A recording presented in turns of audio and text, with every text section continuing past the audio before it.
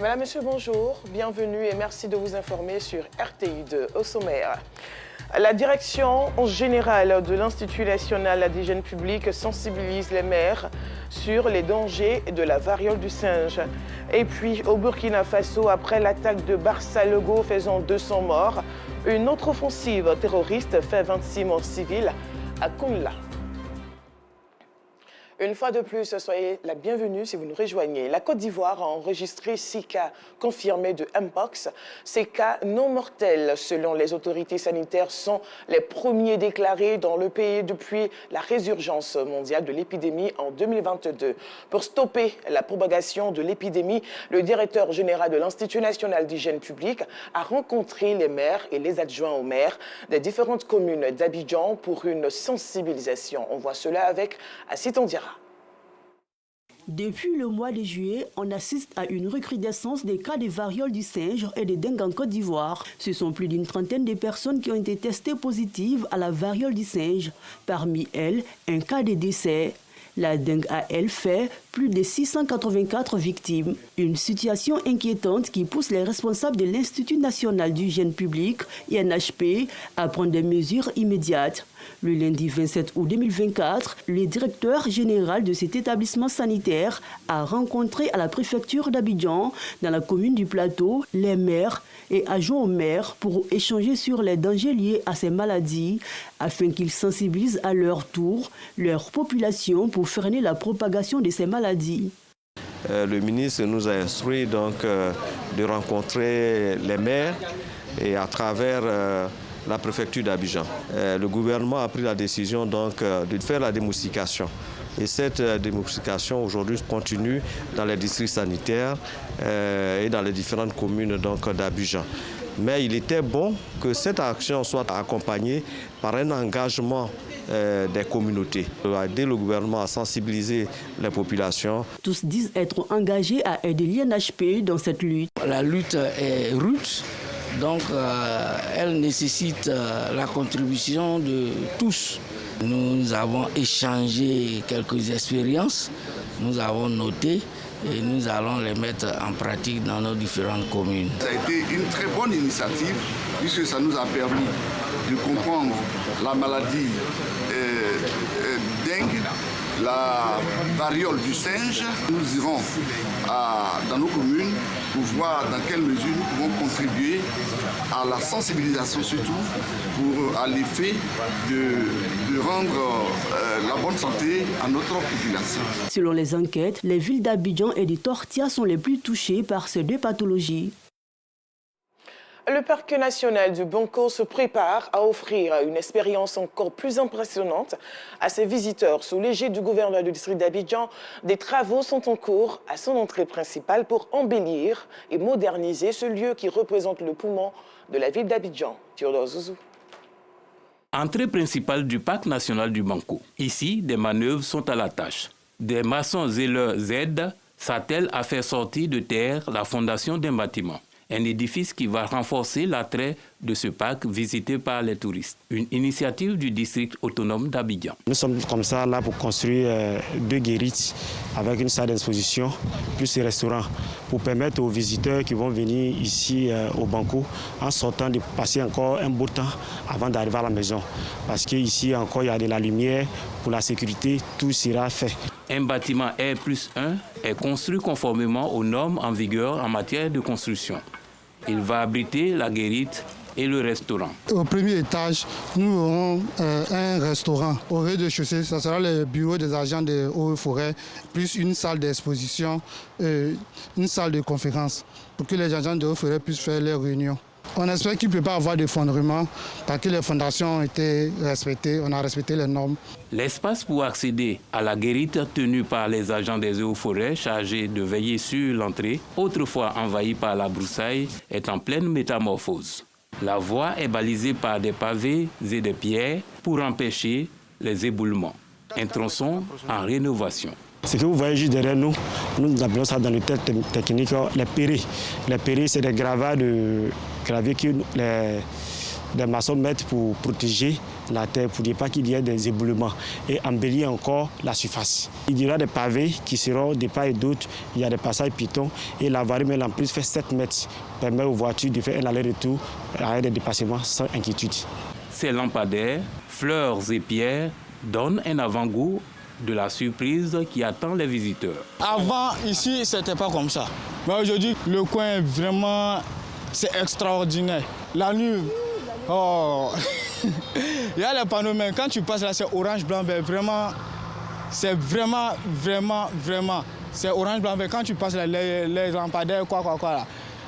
En fait, ça sort le couleur de notre pays. À la gauche de cette voie qui mène à la forêt, poumon du district d'Abidjan, c'est un nouvel environnement qui renaît. Une piscine verra le jour ici.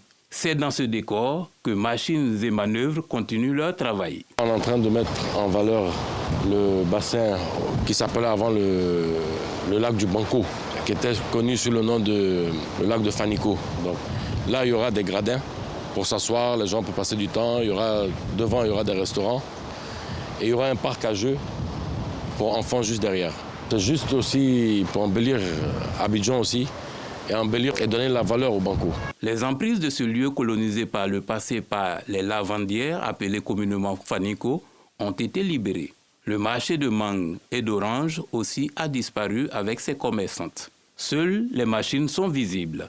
Ils ne viennent plus et ils ont compris le travail qui est en train d'être fait. C'est pour construire un marché de fruits plus joli, plus grand. Ça va attirer beaucoup de visiteurs. On en a encore pour 3 à 4 mois pour finaliser tout. Le nouveau visage de l'entrée principale du parc national du Banco donne un aperçu de la politique de redorer le blason du district d'Abidjan. Renforcer les liens entre la population et les forces de l'ordre, tel est le souhait du chef du district de police de Cocody. Et pour atteindre cet objectif, une formation sur le civisme s'est tenue au siège de l'Union de la jeunesse communale de Cocody. Bienvenue Kwao. Pour la jeunesse, la police joue seulement un rôle de répression. D'où cette relation quelque peu tendue que l'on est au regret de constater. Pour aplanir les zones d'ombre et permettre aux jeunes de mieux cerner le rôle de la police, une rencontre entre le chef de la police et les membres de l'Union de la jeunesse communale de Cocody est initiée. Ce cadre de concertation vise à impliquer davantage la jeunesse dans la sécurité locale et à favoriser une meilleure compréhension du rôle de la police. La formation a permis aux participants de se familiariser avec le fonctionnement des forces de l'ordre et d'échanger directement avec les différents commissaires de la commune. Au cours de cette rencontre, nous avons échangé sur le rapport police-population et surtout sur l'attitude de la jeunesse à avoir de telle sorte à permettre à notre jeunesse de sortir de l'oisiveté et d'adopter des attitudes citoyennes et de lutter contre l'incivisme et aussi de lutter contre la consommation de la drogue et contre également les fumoirs et autres. Le chef du district de police a rappelé l'importance de l'implication de la jeunesse dans le maintien de l'ordre dans la commune de Cocody. Il a également évoqué les efforts et les actions du gouvernement en matière de sécurité. Une police ne peut pas être efficiente, elle ne peut pas être efficace sans collaboration. Et aujourd'hui, les populations constituent le maillon le plus important. Et c'est en cela que cette rencontre d'aujourd'hui, si vous voulez, une rencontre directe où nous avons expliqué tout ce que nous attendons d'eux. Et comme je le dis, notre mission, c'est de faire en sorte qu'il y ait la paix, il y ait la calme, il y ait le bon vivre à Cocody. Une commune qui est débarrassée de l'incivisme, une commune qui est débarrassée de tout ce qui est fait infractionnel. La formation au civisme organisée par le district de police de Cocody et l'Union de la jeunesse communale de Cocody marque un pas important vers une collaboration renforcée entre les jeunes et les forces de l'ordre, essentielle pour une société plus sécurisée et solidaire. L'émission de détente enjaillement de la RTI cette année continue de faire le tour des districts d'Abidjan. Ce week-end, c'est la commune d'Abobo qui a abrité cette émission de divertissement. Clément Boko. Avant le démarrage de l'émission de divertissement de RTI 2, Enjaillement, l'équipe technique est à la tâche pour régler les derniers détails. Tout le monde s'active pour le bon déroulement de l'émission. Ce que vous voyez, c'est les préparatifs. Voilà, de l'émission. Avec l'équipe technique, ça se passe très bien. En tout cas, nous avons une équipe dynamique, courtois. Après, c'est l'enregistrement. Tous ceux qui viendront à l'émission verront que c'est du balèze. Pour ces vacances, l'émission s'est déportée aux 4 coins de la commune d'Abobo pour égayer les populations. Ce week-end, c'est au tour de cet espace d'abriter l'émission. Pour la circonstance, l'entrée est gratuite. 2 heures avant le démarrage, l'espace se remplit progressivement. Spectateurs et artistes s'offrent des collations avant le show. L'occasion est favorable pour les petits commerces environnants. La RTI se déplace vers son public, pour ne pas dire à Bobo. Ça lui fait plaisir parce que ce n'est pas tout le monde qui a le temps ou bien qui ont les moyens de se déplacer pour aller à la RTI pour suivre des émissions.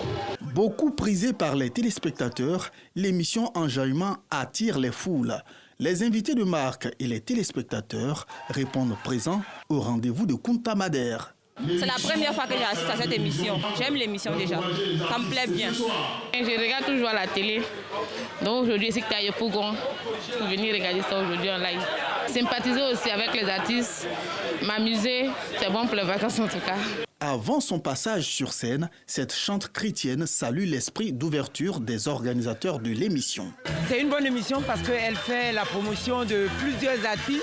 Voilà, elle ne fait pas de tri d'artistes. Ça veut dire que tout le monde peut passer à cette émission. Donc déjà, ça fait plaisir. Je suis très contente d'être là aujourd'hui à cette émission. Pour cette saison, l'équipe de production a procédé à des innovations majeures que nous livre l'animateur Kunta Madère. Cette année, il y a une innovation de taille. Les années précédentes, il n'y avait pas de live dans cette émission. Cette année, il y a un live. On termine l'émission par un concert live. Vous voyez qu'il y a à côté du playback, que tout le monde connaît, il y a le live. Enjaillement, c'est une expression ivoirienne qui est rentrée dans le dictionnaire et nous l'appliquons à la télé. Et la RTI, comme vous le savez, est toujours numéro 1 en matière de créativité. Et cette émission permet à la jeunesse ivoirienne de s'épanouir, de s'éclater au maximum, d'oublier les soucis. Elle a enregistré le samedi, elle est diffusée le samedi. Quand commencent les prestations musicales, le mercure monte. Serveuses et clients sont baignés dans l'ambiance.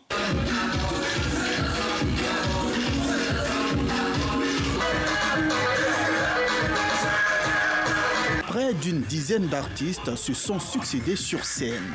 Ce rendez-vous a été marqué par une présentation du trio des Miss Aoulaba 2024.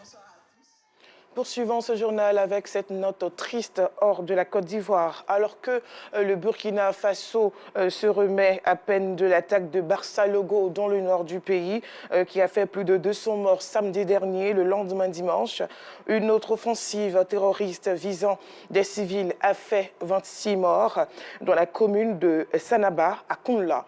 C'est lors d'une prière dans l'église du petit village de Kounla que les terroristes ont surgi, encerclant le site, chassant femmes et enfants avant de ligoter les hommes. Les terroristes se sont ensuite livrés à des exécutions sommaires de ces catholiques. 26 morts au total. Par la suite, des maisons et des enclos ont été incendiés avant que ces derniers ne s'enfuient avec du bétail volé.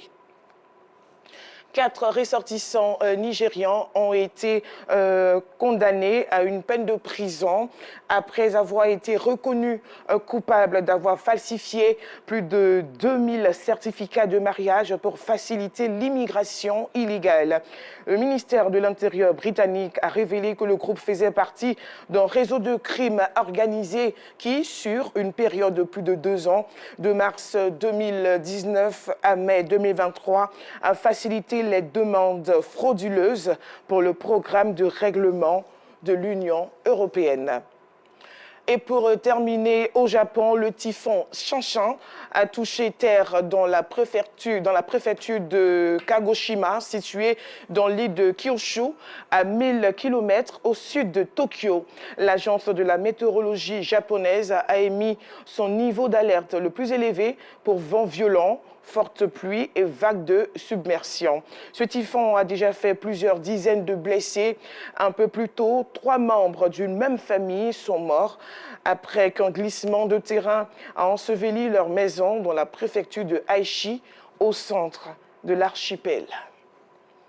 Fin de ce journal. Merci de l'avoir suivi. On se retrouve demain. Par la grâce de Dieu. Portez-vous bien.